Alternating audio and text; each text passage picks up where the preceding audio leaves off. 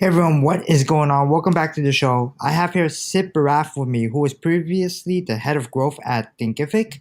And during his time at Thinkific, he was able to put up some impressive results, including a 2,000% growth in revenue for Thinkific. Now he's a SaaS consultant doing his own thing, consulting startups on marketing. Sid, how are you doing today? I'm good, Wilson. Thank you so much for having me on here. Perfect, perfect. Great to talk to you as well. We've been friends for quite some while, and I've always loved what you're doing.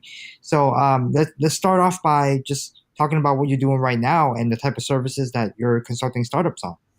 Yeah, for sure. So right now, after I left Thinkific, I got a bunch of inquiries from other SaaS companies, asking for help with their sort of growth strategy as well. So, many of them they've reached product market fit. They're at that point where they're like, we've got a really great product. We've got customers who love us. We just want to like scale really fast and explode, but they're not quite sure where to start. There's too many things out there, too many ideas. There's one guru saying do Instagram, another guru saying doing this, do that. So that's kind of what I help companies with is sort of just understanding, helping them understand who they're really after, their target market, and then developing a plan of action for how best to communicate the value prop to those ideal customers and where to reach them, like which channels and then how to scale the channels that are working really well.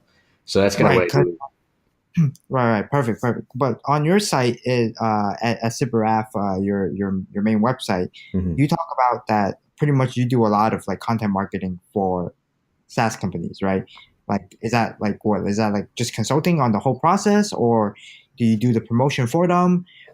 Do you ghostwrite? Like what exactly do you do? Well, I used to do a lot of content marketing. So that was before Thinkific. I was the head of marketing at a company called Lemon Stand, which I grew primarily through content marketing. And even before that, I was doing content marketing as a contractor for various companies. So I haven't really changed it on my website yet. I probably should update it.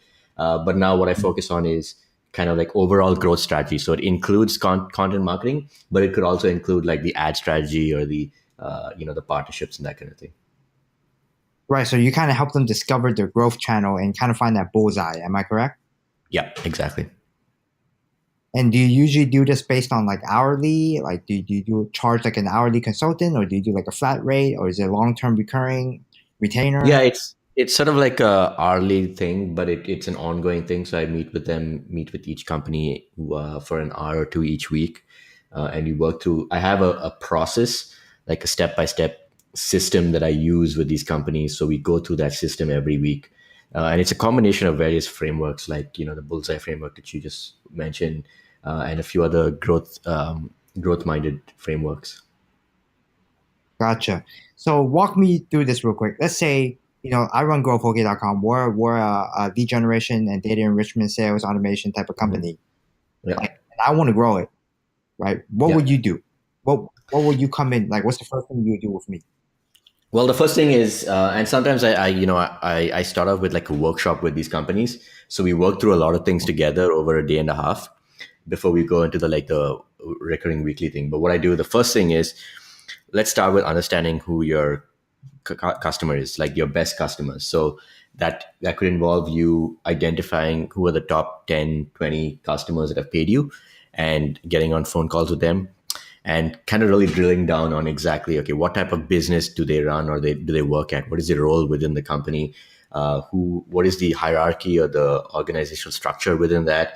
Who do they report to? Who makes the purchasing decision? Who's the end user? If it's B2B, um, and then specifically like what challenges do they have in their role and how does your product solve it for them, right? And so that leads us to where are they looking for answers to solve these challenges and how do they come across your product through which channels specifically, right? So with that wealth of data, we need to move on to the customer journey. So it's you don't just go to a random person cold on the street and say, hey, here's my product, use it.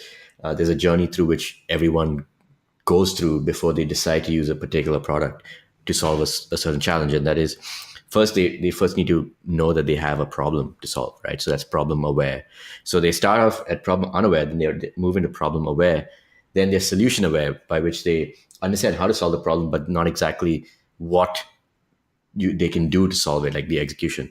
And then they move on to product aware, where they know what products they can will allow them to execute the solution to solve the problem, and then they make a decision. So that's a journey through which people go through, and various people at different stages of the journey at any given time. It's up to us to identify what are the characteristics of these people at each stage of the journey. Like, how do we identify them? What message will attract them most at their particular stage of the journey? And what channels can we send this message across to them to move them from one stage to the next stage till they finally reach the decision point of choosing growth? Okay. Gotcha. Right. So like for us, we target, let's say, VP of sales, founders of SaaS companies, even possibly small business owners. Like we have a wide range of market, and we get inbound leads from all types of different industries, right, on a daily basis. So I mean, I understand the part where you're saying you have to identify the customer journey, which is definitely what we narrowed it down to, like VP of sales, founders, SaaS companies, startups, etc. Now, what would you do, or what would you recommend me to do to grow it? Like, how do you do cold email outreach? Do we run ads? Like, what would you do in this space? Well, that's the thing. First of all, we need to figure out, like you mentioned, various different sort of customer groups there. VP of sales could be like VP of sales at a big company, which is very different from a SaaS founder, right? These are two very different companies with different profiles and different amounts of different challenges, different amounts of capital available at their disposal, different numbers of resources available at their disposal. So we first need to identify that one target that we want to build a strategy for. And we can build strategies for each different target separately. There's no like one strategy that's going to work across all of them, right? So for a VP of sales, maybe cold email might work best, but for a SaaS founder, maybe content would work best, Gotcha. So what we need to do is we identify, let's say we say, okay, we'll focus on VP of sales, right? So we talk to all the VPs of sales and we say, hey, how do you make purchasing decisions for products that you want to use, right? How do you come across them? What do you do to search online? I mean, do you read blogs? Do you listen to podcasts? Is it through LinkedIn or is it through private messages? How does this happen? And by asking these questions, we understand which channels are most effective with a VP of sales. And then we start to play with those channels and experiment with them. So it may come across that VPs of sales don't really read a lot of content online or listen to blogs, but they are very active on LinkedIn. They get a lot of product recommendations through referrals or cold emails and such. So then we say, okay, let's focus on LinkedIn as one strategy. Let's focus on cold emails another, and then let's test out some ideas within them and see if they actually work for us in terms of scaling. And if it makes sense, and this is where the second half of this whole the framework that I use comes in, which is identifying these channels and then testing them to see if it really is a good channel, and then deciding whether to scale it up or drop it and move on to the next channel. So LinkedIn automation, let's say, we test out by sending a few LinkedIn messages, and we measure how much time we spend sending those messages and how many responses and how much return we got from that. Right? If it looks good, we scale it up by hiring someone or outsourcing it to someone or automating it.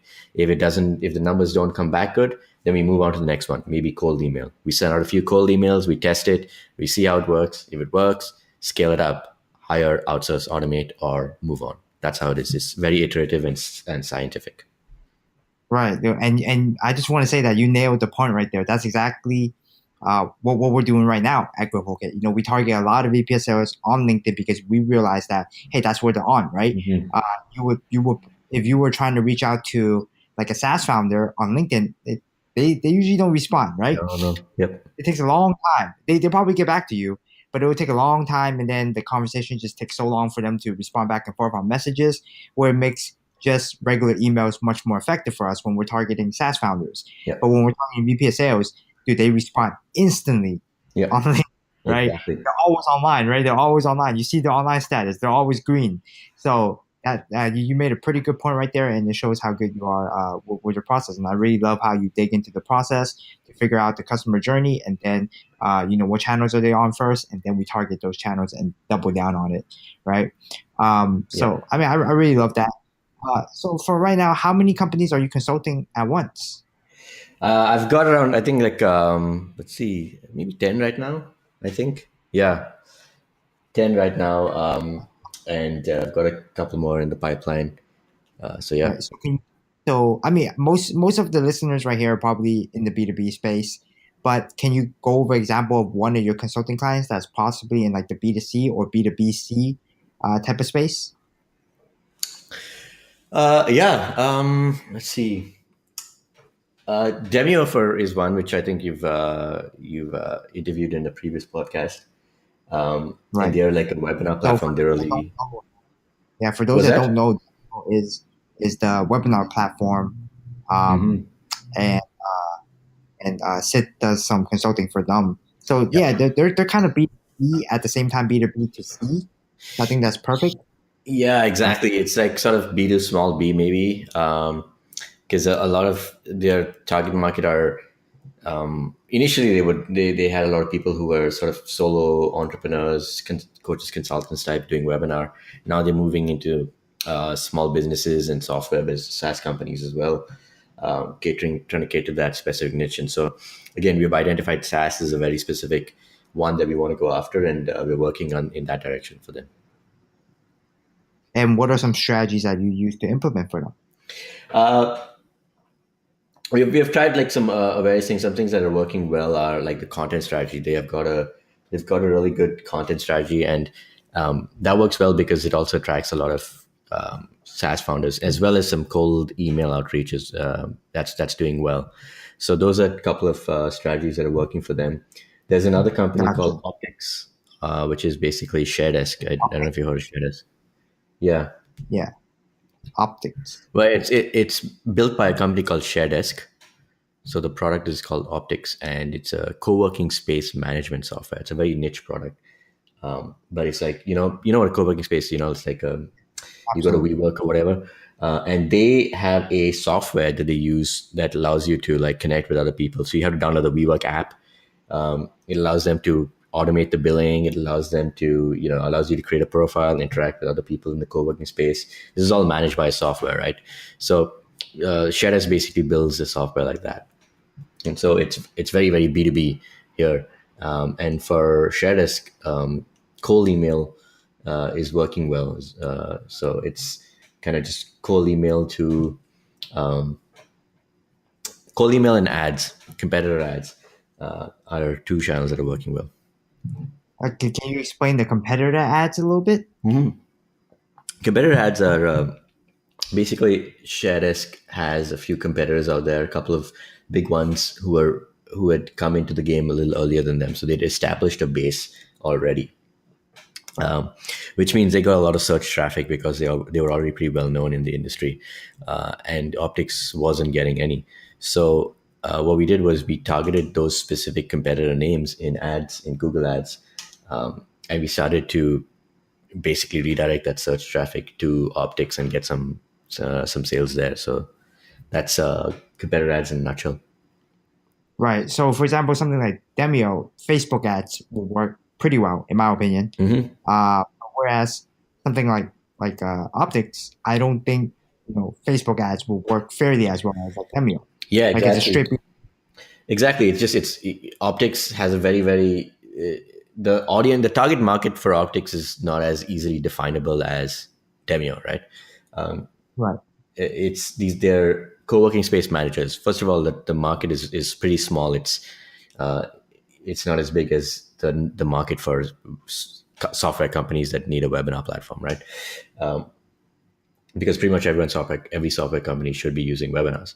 So the target market, the size is small, and then it's very hard to define the characteristics of the typical co-working space manager. So it's hard to do that on Facebook, but when you're using Google Ads, these people are specifically searching for a software that will help them automate their membership billing or desk booking or room booking or maybe even a competitor software. So it's a lot easier to target those people there. Gotcha. So just to recap for the audience, usually when you guys are choosing an app platform, I know I struggle with this at Growth and all my previous startups and ventures as well, is like defining which ad channel works the best. Some people what they like to do is that they like to do like, oh, let's do $5 tests on each. Hmm. But I think you should kind of go back to the basics first and think about, hey, Like for example, exactly like what you said, people want to type in Google co-working space management systems. Yeah. So if people are already doing that, then just put a bigger budget into Google AdWords first, and then you can slowly test the other channels later. But find a channel that's working first for the ad and PPC runs, by just putting yourself in the customer's shoes. That's just a great way to figure out the ad channel that works for you, right? Yeah, exactly. It's that last part you mentioned that is key. The putting yourself in customer shoes. Like I saw yesterday, some marketer in a group saying, "Hey guys, Snapchat ads are super cheap. You should all be using it." And everyone just like, "Oh wow, that's awesome." But like Snapchat ads, okay, sure, it might be cheap for you, but is it going to work for another company that has you see like for if you're targeting VPs of sales, are they on Snapchat? I don't care how cheap it is, No, hell, but right? if they're not using Snapchat, it doesn't matter, right? Right, right. Hey, but there is a trick nowadays for doing a lot of lead research, especially for us. We eat our own dog food, so we do a lot of cold email outreach on a daily basis, right? Mm-hmm. And actually, do a lot of lead research on Instagram. You can learn everything about the person, right? You can Yep. learn about like the family. You can learn about like what food they ate, right? Yeah. So, I mean, I would never advertise Growth OK on Instagram because it doesn't make any sense. But I Mm-hmm. would use it for lead research. You know what I mean? Like I would add the VP of sales on Snapchat just to see what stories they're posting up, right? Yep. But I wouldn't do it for run a cheap ad. I mean, that's just gonna be like pouring money into the water, and that's not what I want to do, right? Yeah. Exactly. Yeah. Yeah. All right. So I'm sure the audience is definitely curious about your time at Thinkific. Let's start off with a hard question. Why did you decide to leave after 2 years? I just felt like it was more of a lifestyle decision, right? As the head of marketing at a fast growing startup, um, I was working a lot of hours, right? And Right. it just I felt like primarily I just wanted to get back into the consulting life, which allows me to be very flexible with my hours, kind of work from anywhere. So I've been traveling a lot more often. I've been, going to the gym more often, that kind of thing. So Yeah, man, I love going to the gym, dude. It's like a refresher. Every yeah, entrepreneur needs to start going to the gym. yeah, So if you're not, it's maybe a lot more creative and productive as well. I feel like. yeah, definitely. And it refreshes your mind. Mhm. You can think of new strategies while you're at the gym. Yep. If you're just stuck in front of the computer all the time, then, chances are you're going to be mind blocked, right? Even when you're writing content, it's the same exact thing, Hmm. right? Yep. So at the Gific, you focused a lot on influencer marketing. I know that. Yep. But you also did a lot of partnerships, right? Hmm. Yep. Yep. So that's more on the B2B side. What kind of partnerships do you do? Yeah, so like the influencer stuff was like part of the overall partnerships umbrella. So what we had partnerships with influencers, which is where we'd connect with people like say John Lee Dumas, does the podcast Entrepreneur on Fire, and he has a large audience of people who want to be entrepreneurs and want to possibly create an online course, which they could use Thinkific for as an online course platform. So we connect with people like him, and we'd go, hey, there's a big overlap in our audiences. Let's do a webinar. Let's do a webinar to your audience, and you get commissions for like the number of sales we make at the end of the webinar. So that was kind of like one type of partnerships. The other was with software companies. So we integrated with a bunch of other software companies, like for example, an email marketing solution like ConvertKit, right? So you'd use Thinkific to set up your online course, and then you'd use ConvertKit to email your students or email your leads and get them to buy the course, right? So we'd partner up with them, and they'd have, again, similar audiences. And so we do a webinar swap. We do a webinar to their audience and say, hey, come try out Thinkific. And ConvertKit would do a webinar to our audience and say, hey, come try out ConvertKit for email needs, right? So that was those were the two kind of like big types of partnerships we had over there. Gotcha. So I mean, like reaching out to influencers as well as doing these type of partnerships. You're talking about reaching people like Johnny Dumas, right? Yeah. They probably get like 2,000 emails a day. Yep. What's the trick to get them? Yeah, there's no easy way to do that, right? It's not like a simple, quick hack that you can do or something. John Lee Dumas specifically was a long-term play for us. It took us maybe a year to get him on board, right? The first thing we did was we reached out to someone on his team who's easier to reach than the man himself. Then we The virtual assistant. Yeah, exactly, right? Like, the virtual assistant, and it was, I think this person was sort of like running the marketing operations, or they were launching a book basically. Right. And it was his affiliate manager. Yeah. So we became an affiliate and we helped promote the book. And we promoted really well, and we sort of like got noticed by Johnny Dumas. So, he was grateful that we helped him promote the book. Then we met him at a conference and we took him out to dinner. And then finally, we got like, we broached the topic of, hey, let's do a thing together. Let's do a partnership. Man, I hope Thinkific actually reimburse you guys for all the dinner and conferences. Oh yeah, man. Yeah, they did. We were. I flew out to a few conferences. I had my team fly out as well. We went to a bunch of different conferences. We got all the dinners and the travel and accommodation reimbursed. It was good times. Right. So the big takeaway from that is when you're reaching these popular people or celebrities, what you gotta do is you gotta offer help first, right? Yeah, exactly. You gotta Yeah. And I think another key factor there was that we also weren't sort of unknowns. It wasn't just Johnny Dumas that we had sort of partnered with. We partnered with other people like Lewis Howes and so on. And so, we started. Initially, we're partnering with a bunch of smaller influencers who are easier to reach, and we sort of worked our way up.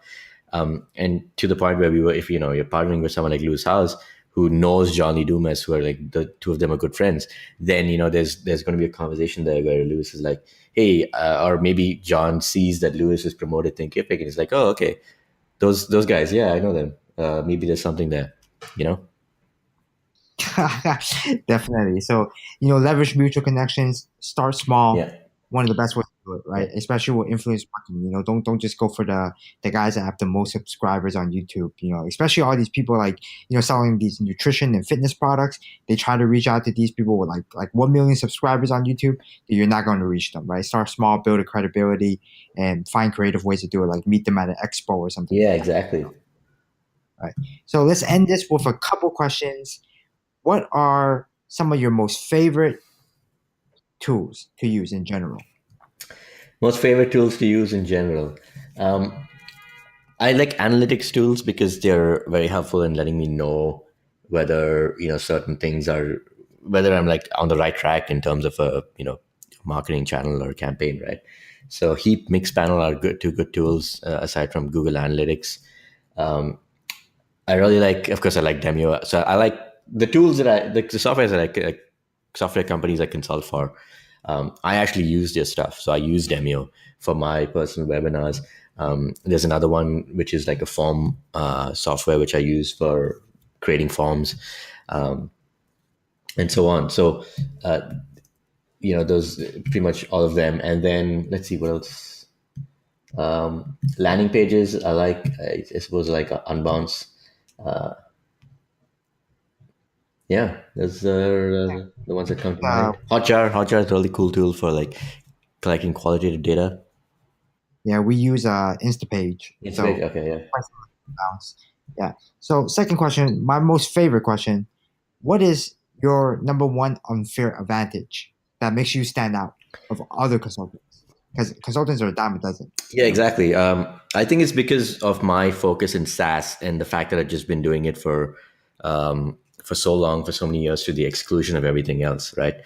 And so, yeah, like you said, consultants are a dime a dozen, but they also try to be everything for everyone. They're like, oh, I'll do this for e-commerce companies, I'll do that for your company, I'll do this for coaches, I'll do that for other freelancers. But no, I say no to companies that are e-commerce or coaches, consultants, all of that. I stick specifically to software companies, and even within that, I don't do everything. So I won't do like, I won't actually do your SEO or content, but I would just do the overall strategy and ads for pretty much those are the two services I'm offering. Gotcha. Perfect. And we definitely got to do another interview in the near future about, how to actually get clients for your consulting company, because I'm sure listeners would love to learn that, right? Yeah, for sure. Yeah. If you were to start all over from scratch again, would you still do this consulting or would you work for another company? Start over from scratch, meaning like from Like, when? let's say you just graduated out of college Yeah, and I'd you go into did software. startups. I'd go into software, What and do you I'd mean by be build I'd your own software? well, no, I would I'd start to work on machine learning and AI because I think that's where the future is. And I'm trying I to agree. I start agree. understanding some of that right now. In fact, to be honest, I actually was in software when I graduated. So I was an engineer when I was in university, but I was an electronics Wow. engineer, not a software engineer. But I worked at Yahoo and I did some software engineering for them. Yeah. Well, I I should have tried stayed doing there. that as well. So I actually tried doing that as well. I tried becoming an engineer by taking engineering as a major, Yeah, and as I took that first C++ yeah, course, I gave up. yeah. I missed one semicolon, man. One semicolon, I remember and those days, man. I used to do that the too. whole Yeah, damn man. code. But I'm like, screw this. Right. Yeah, and when I worked at Yahoo out of university, it was actually for an internship. I did play around Oh, with some machine learning at that point. I should have stuck with it, but it was just again, like you said, it was. I felt like, oh my god, one semicolon, and it's pretty hard, and I was I was swayed by the glamour of the like the internet marketing world, which is not as glamorous as people think. oh, it's not at all. It's not at all, dude. For if you guys, for the listeners out there, if you guys are just starting off, man, dude, people think that you can make banks in marketing Yeah. and stuff, which you can, Hmm. but to reach that top like 1%, It's a slog. oh, not dedication, Yeah, man. man. You Yeah. know, hard work and it's a burnout. Mhm. It's a burnout. Same thing with sales. Startup in general, can be a Yeah. burnout, and it's very tough. So, last question: how can people contact you if they want to use your service, especially SaaS companies that are looking for consultants? Yeah, just you can contact me on my LinkedIn. So just find me on LinkedIn, Sid Bharath, or my website, sidbharath.com. And there's some contact options over there. Or you can email me directly, hello@sidbharath.com. Why do you use hello as Sid Bharath and not sit as Sid Bharath so people can't guess your email? I don't know actually. I set it up that way. I just maybe should have done Sid as Sidbharath, but yeah, who knows? Yeah, I just had to add that because I do a lot of cold email outreach, right? And the first thing we would do Yeah, is first name at say, yeah. Yeah. and then put your little mouse cursor over the Gmail to see if you see a picture, Exactly. right? Yeah. That's the trick. I hope that worked for Johnny Dumas, but who knows? Well, anyways, man, it was really nice chatting with you. It was super fun. I learned a lot from this. I'm sure audience learned a lot as well. And we definitely got to do that one again with how to grow your consulting business. So For sure, man. stay Yeah, and tuned. thank you so much for having me on this. Yeah, thank you for being on. I'll talk to you soon. See you, man. Well, I hope everyone enjoyed that interview. If you guys are looking for highly qualified and targeted leads, please check out growthok.com and you can always follow me on Twitter at iswilson8.